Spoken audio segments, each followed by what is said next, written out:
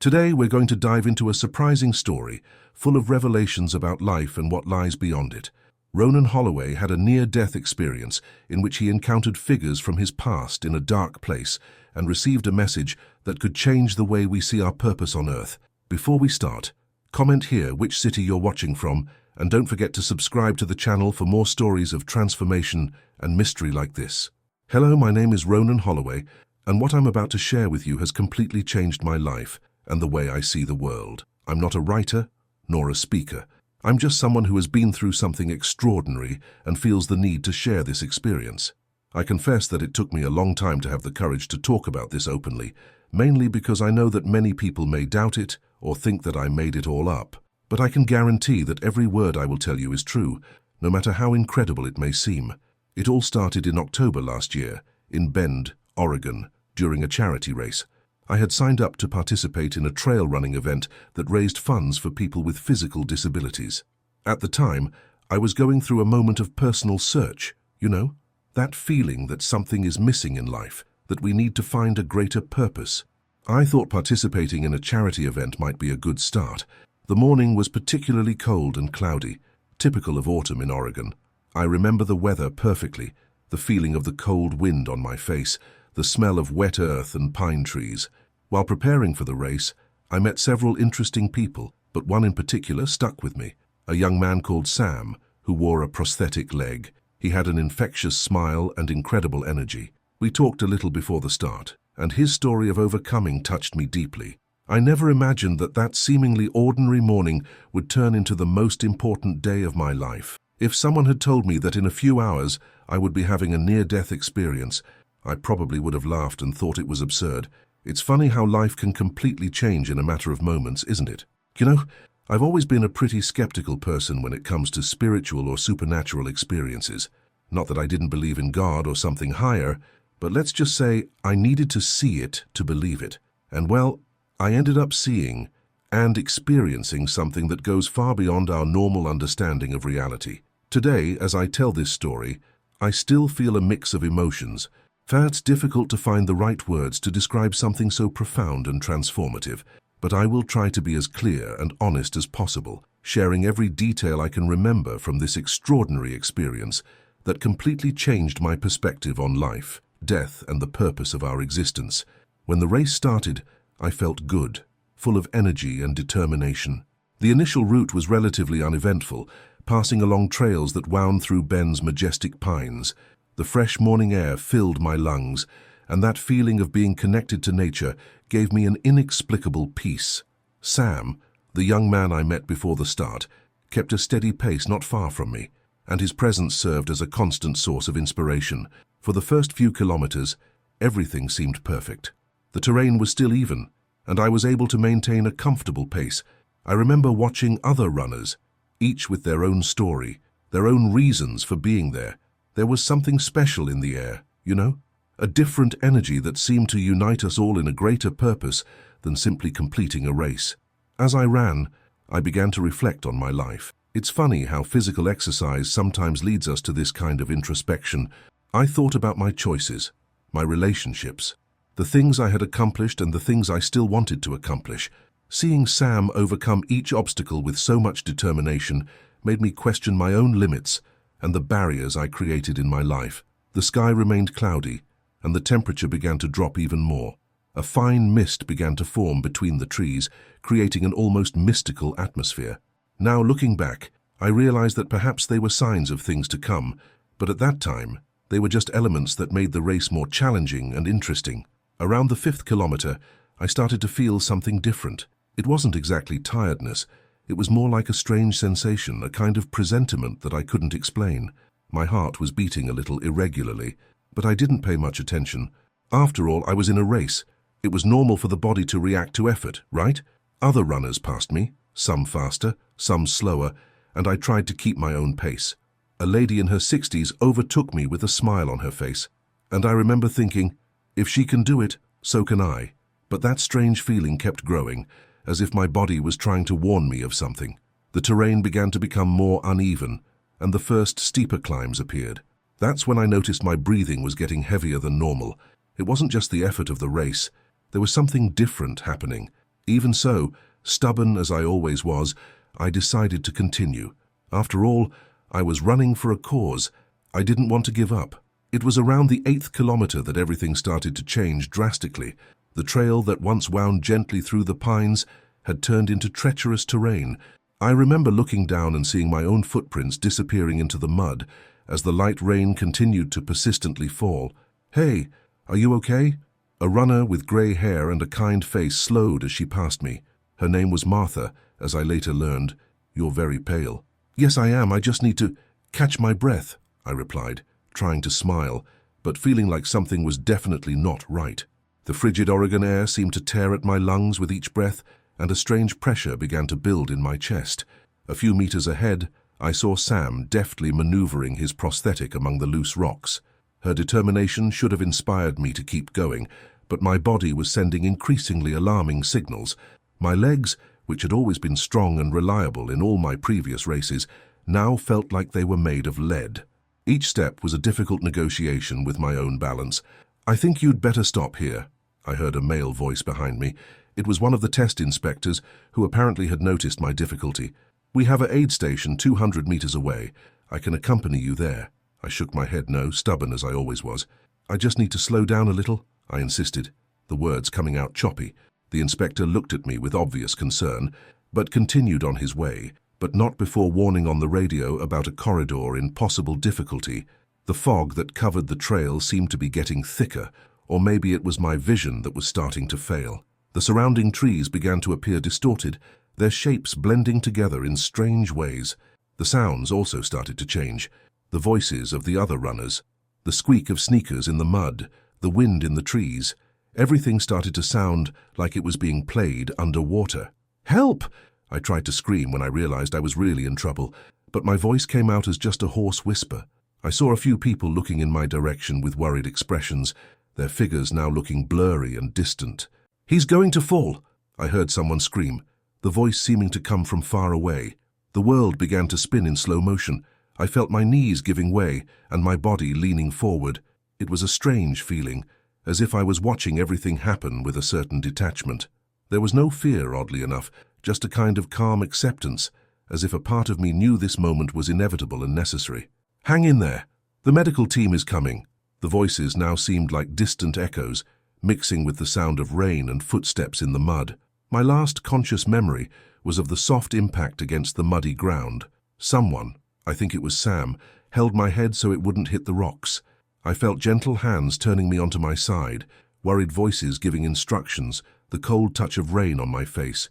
Then, as if someone had flipped a switch, everything went dark. The strangest thing is, in that final moment before total darkness, I felt a sense of profound peace. It was as if my body was giving up, but my consciousness was preparing for something much greater. The last thing I registered was the distant sound of an ambulance siren and someone holding my hand tightly, before all of reality as I knew it just disappeared. The transition was instantaneous. One moment I was losing consciousness on the muddy trail. In the other, he experienced the strangest and most indescribable of sensations. The first thing I noticed was the silence, not an ordinary silence, but a deep stillness that seemed to encompass everything.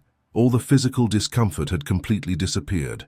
The pressure in my chest, the weight in my legs, the difficulty breathing, all of that simply wasn't there anymore. It was then that I realized I was observing the scene from above, as if I were floating 3 or 4 meters above the ground. The sensation was so natural that there was no initial fright or confusion. It was as if this new perspective made all the sense in the world. "We need to do heart compressions." The paramedic's voice sounded clear but different, as if it were coming from several directions at once. I watched as he knelt beside my body, beginning emergency procedures. Sam was there, holding my limp hand, his lips moving in silent prayer. "Please, God, help him. He can't leave like this." I could hear his words, even if he only said them in thought, which was a completely new and surreal sensation. Martha, the grey-haired runner who had noticed my discomfort minutes before, stood a little away, her hands covering her mouth, tears streaming down her face. "Psych, I should have insisted more on him stopping," she muttered to another runner beside her. I realized something was wrong. The entire scene unfolded with stunning clarity. He could see every drop of rain falling, every expression on people's faces, every movement of the paramedics working. I noticed details that would have been impossible to notice under normal circumstances, like the small golden crucifix one of the paramedics wore, partially hidden under his uniform, or the way the leaves on the trees trembled in a breeze that I could no longer feel. "We have to stabilize him before we move," shouted the head paramedic. "Kelly, get the defibrillator ready. Mark, I need you to monitor vitals." I tried to communicate with them. "I'm fine. I'm up here." But my voice, if I could call it that, made no sound. It was a frustrating and fascinating feeling at the same time. I watched when they brought the defibrillator, when they cut my shirt, when they applied the electrodes to my chest. Every action seemed to happen in slow motion and, at the same time, with impressive precision. "Get away!" The command was given, and I saw my body jump with the shock of the defibrillator. It was surreal to watch this happen to my own body, but not feel anything at all. A small circle of runners had formed around it, some praying, others holding each other's hands. The energy of their prayers and positive thoughts was almost tangible from that perspective, like waves of soft light emanating from them towards me. "Come on, man, you can do it." Sam was still holding my hand, his voice breaking. "Can I think about all the people you'll still help, all the races we'll still do together?" It was then that I began to notice subtle changes in the environment around me. The colors seemed more intense, more vivid than normal. The light, even under the cloudy sky, had a different quality, as if each ray that broke through the clouds carried a consciousness of its own. The air seemed to be filled with tiny specks of light, like cosmic dust floating around everyone. And then I felt that pull. It wasn't a physical sensation, but something much deeper. It was as if something was calling me beyond that scene, beyond that reality. The last image I recorded was of the paramedic checking my vitals again, while Sam continued his silent vigil at my side. "We have a pulse." It was the last sentence I heard, before being completely enveloped by that force that was pulling me away. And then, everything changed. When that force started pulling me, everything around me transformed. The scene of the paramedics, the trail, the trees, everything gradually disappeared, giving way to complete darkness. But it wasn't a frightening or oppressive darkness. It was more like, how can I explain it? Like I was floating in an infinite space, where there was no longer any separation between me and my surroundings. At first, it was just this emptiness and a feeling of deep peace. There was no longer a sense of time or space. It could have stayed there for seconds or for centuries. That difference simply didn't exist anymore. It was then that I realized I wasn't alone in that place. I didn't see anything initially, but I felt a presence, something so powerful and at the same time so gentle that it's difficult to describe in words. And then the voice began. It wasn't a voice as we know it. It didn't come from anywhere, and at the same time it came from everywhere. It was as if the words appeared directly within my consciousness, clear and crystal clear. The first thing he told me was that I was at a crossroads, a moment of choosing between different paths. The presence began to show me things about the future of humanity. I saw images, sensations, knowledge that seemed to flow directly into my mind. He told me about a great transformation that would begin on November 5th, 2024, something that would profoundly change the way we live and relate to each other. It was not something apocalyptic or scary, but a necessary change, a moment of collective evolution. The voice explained to me that my return to life would not be by chance. There was a greater purpose, a reason for me to have gone through this experience. I wasn't supposed to become a spiritual leader or guru or anything like that. It was something simpler, and at the same time deeper. I needed to understand and share the importance of love and compassion during the changing times ahead. I remember feeling immensely curious about all the details of this future transformation, but the presence was clear in saying that this was not the focus. The important thing was not to know exactly what would happen, but to be prepared to help people go through this period with more understanding and less fear. Communication happened at such a deep level that every word, every concept, was accompanied by a total understanding, as if each message was absorbed not only by the mind, but by every particle of my being. It was an understanding that went far beyond the intellectual, something that touched the very essence of my existence. The change was abrupt and disconcerting. One moment I was surrounded by that comforting presence, and the next, I found myself immersed in a completely different environment. The air, if I can call it that in that place, was dense and heavy, as if every movement required immense effort. It was not total darkness, but an oppressive gloom that seemed to suck away all hope. The shadows there had a life of their own. They moved, rippled, and sometimes seemed to take on almost recognizable shapes before dissolving again. Most disturbing was the silence, not a peaceful silence, but an emptiness filled with distant echoes of lamentations and regrets. Ronan. The familiar voice took me by surprise. There, emerging from the gloom, was a figure I knew very well, Father Gabriel Ross.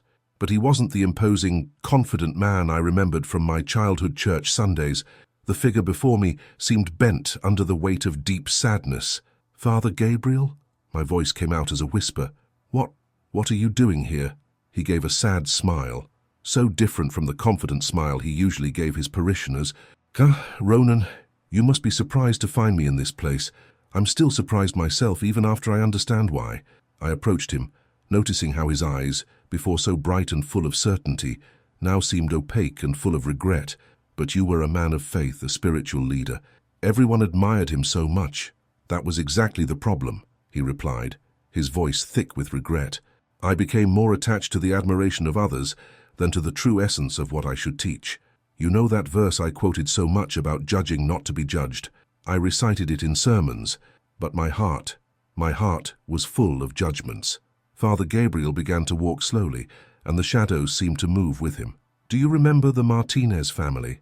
he asked. "When the eldest daughter got pregnant at 16, I not only publicly condemned her, but convinced the entire congregation to treat them like outcasts. I said it was to show that sin has consequences, but in fact, he was just exerting power over those vulnerable people." I remembered the episode. At the time, I was too young to question it, but now I could see the pain in his eyes as he remembered. "What about that young gay couple who came looking for advice?" he continued, his voice shaking. "Instead of offering the love and understanding that Jesus would have offered, I kicked them out of the church. I said I was protecting the sanctity of the temple, but I was just protecting my own pride and prejudice." The shadows around us seemed to pulse with each confession, as if the environment itself responded to their pain. "The worst thing about it, Ronan," he said, stopping and looking me straight in the eye, "is that I knew, deep in my heart, I knew I was betraying everything Jesus really taught. Every time I wore my collar as a shield of moral superiority, each time I turned the pulpit into a court to judge others, I was moving further away from the true message of divine love." A particularly thick shadow passed over us, and I could feel the weight of regret it carried. Father Gabriel shuddered.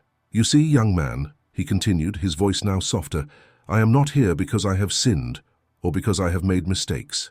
I am here because I have used God's name, people's faith, and my position of leadership to fuel my own ego. Every sermon I delivered with arrogance, every person I judged without mercy, every moment I chose the appearance of holiness over true compassion, it all brought me here." He paused, looking around before continuing.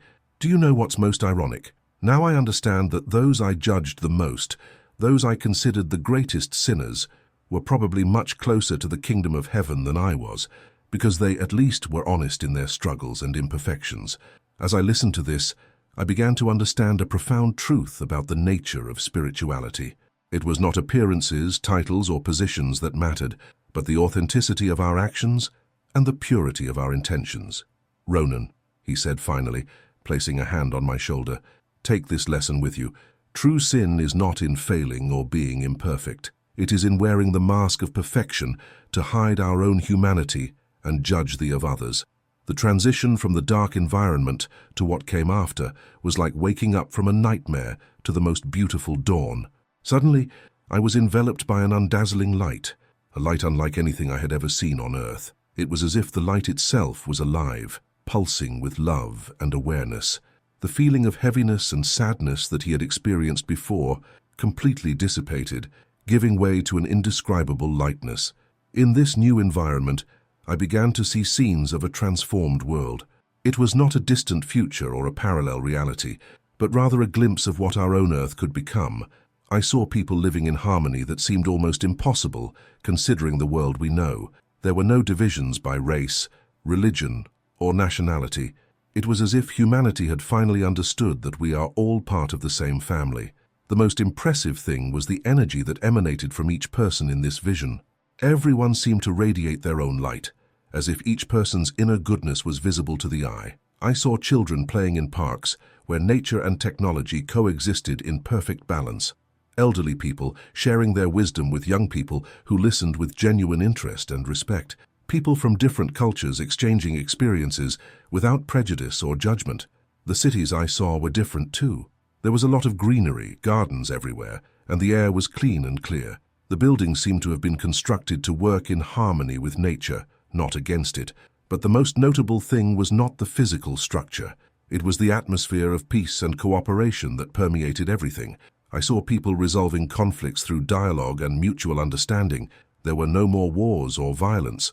Resources were shared fairly, and no one was in need. Work was no longer a source of stress and competition, but a way for each person to contribute their unique talents to the common good. The most interesting thing is that it didn't seem like an unrealistic or forced utopia. People still had their differences, their challenges and difficulties, but the way they dealt with these situations was completely different. There was a deep understanding that the suffering of one was the suffering of all, and the joy of one was the joy of all. At a specific moment in this vision, I could feel what every person in that world felt. It was a feeling of belonging, of deep connection with everything and everyone. I understood that this was not just a possible future, but a reflection of the potential that already exists within each human being. Amidst that extraordinary light, I noticed a presence approaching. It was unlike the voice I had heard before, unlike anything I had ever experienced in my life. Even before I saw him clearly, I knew, with a soul-deep certainty, that I was standing before Jesus. Not the Jesus of church paintings or artistic representations, but a presence of love so pure and powerful that it made me cry with emotion. It's difficult to describe her appearance because she seemed to constantly change, as if no physical form could fully contain her essence. What remained constant was the energy that emanated from him, an unconditional love so intense that it seemed to fill every space of my being. Your eyes, well, when I talk about your eyes, I don't know if they were really eyes as we know them, but through them I could see all the love in the universe. When he started communicating with me, it wasn't through spoken words. It was a form of direct communication, from consciousness to consciousness. Each word was accompanied by images, feelings, and deep understandings. He started by showing me moments in my life, but not in a chronological or linear way. I saw situations in which I had helped other people, even in small gestures that I had forgotten, a smile for someone sad, a word of comfort, a moment of patience with someone difficult. But I also saw times when I had failed, times when I chose to ignore someone in need of help, times when I judged without knowing the full story. However, there was no conviction in this review.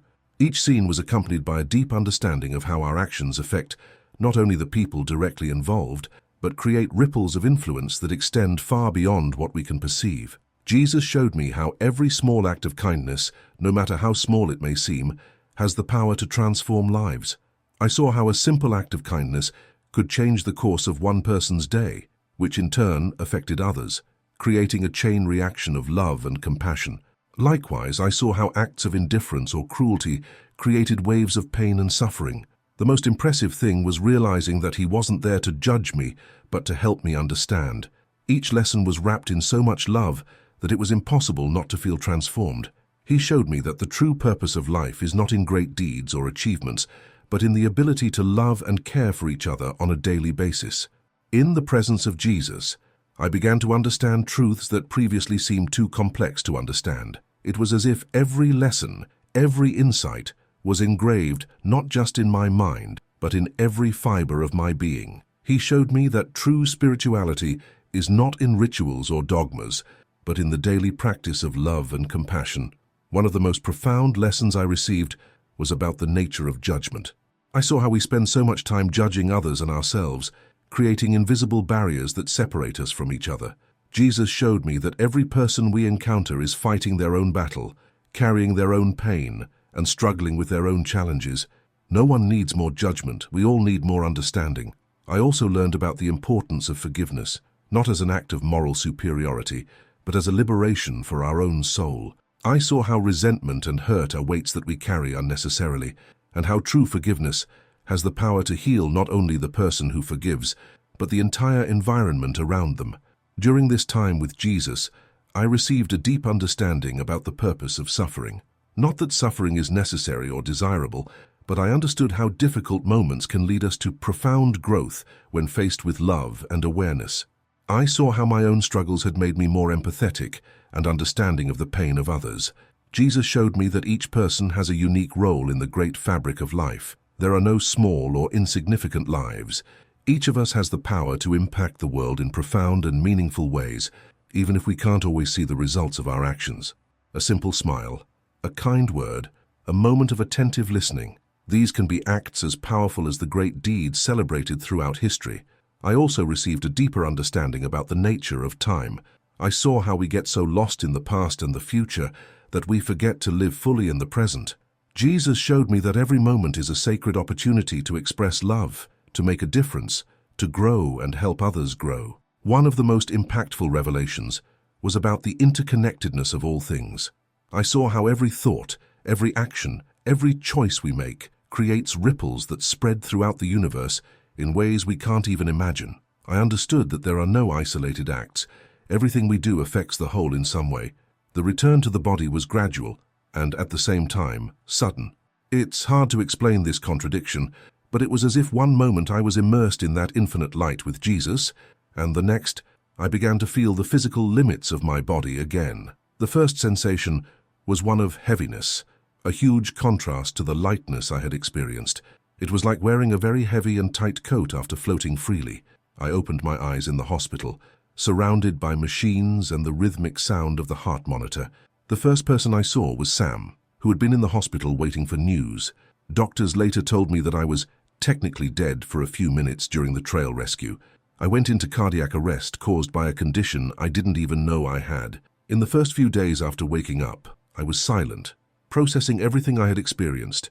How to tell something so profound and transformative without seeming like you had lost your mind. How to express in common words experiences that seemed to transcend language itself. But little by little, I began to share small fragments of the experience with those closest to me. The most significant change happened in the way I started to live each day. That constant rush, that anxiety about the future, that tendency to judge quickly, all of this has been replaced by a new way of being in the world.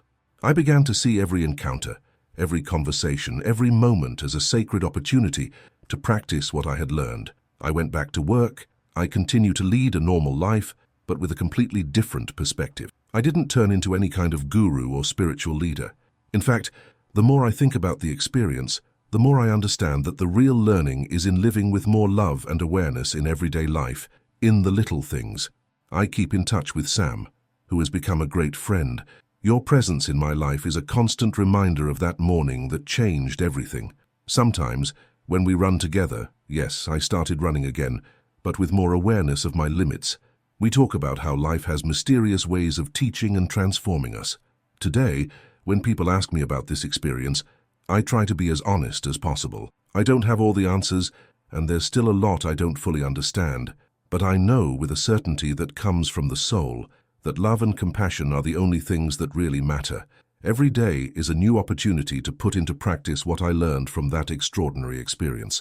The message about the transformation that will begin in November 2024 remains fresh in my mind, not as something to fear, but as a reminder that we are all on this journey together. Every small act of love and understanding we do today helps build the tomorrow that was shown to me in that vision of light.